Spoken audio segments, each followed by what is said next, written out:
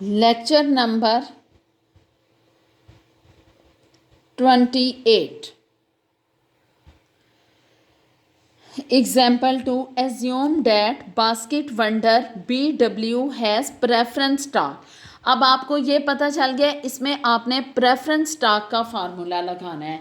Outstanding with par value of $100, dividend per share of $6.3 and a current market value of the $70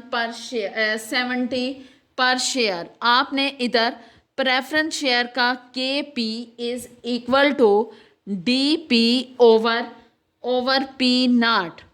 ये आ गया DP is equal to ये dividend per share 6.30 over P nought $70. ये आ गया 9%. इसी तरह ये इसमें आपने प्रेफरेंस स्टॉक निकाला है. अगली में अब आपने क्योंकि कल हमने निकाला था कास्ट ऑफ डेट, ये है प्रेफरेंस स्टॉक. अब हम निकालते हैं कास्ट ऑफ इक्विटी. एग्जाम्पल 3 है. Assume that basket wonder BW has common stock outstanding with A current market price of $64.8 per share, current dividend of $3 per share, and dividend growth rate is 8% forever. Current dividend means D naught, इसका अब आ जाएगा D naught is equal to 3 and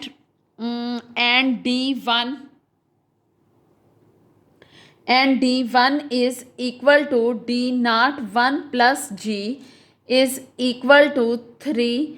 G कितने 0.8. 1 plus 0.08 is equal to 3.24 आ गया. अब हम इसका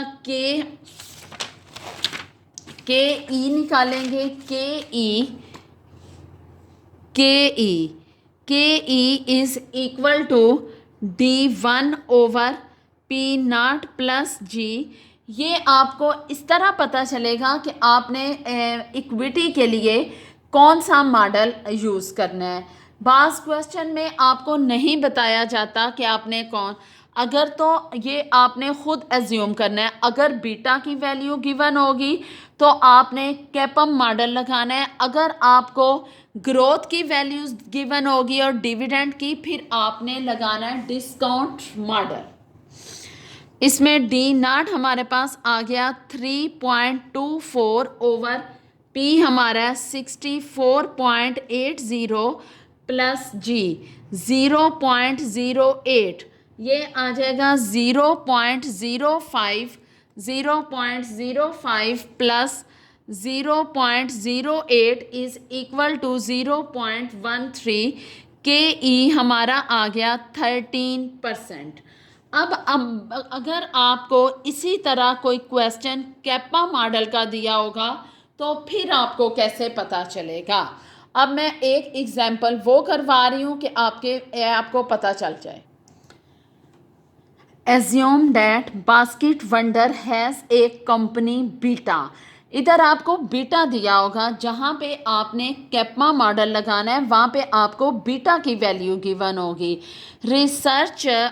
Research by Julie Miller suggests that the risk-free rate is equal to 4% and expected return on the market is 11.4%. इसका आप KE फाइंड आउट करेंगे.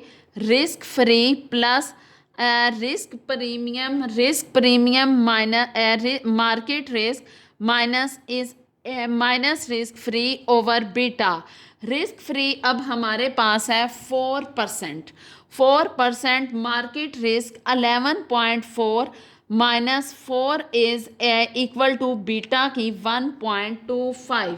इसको जब आपने किया ये आ गया 4% प्लस 9.25 इज इक्वल टू 13.25।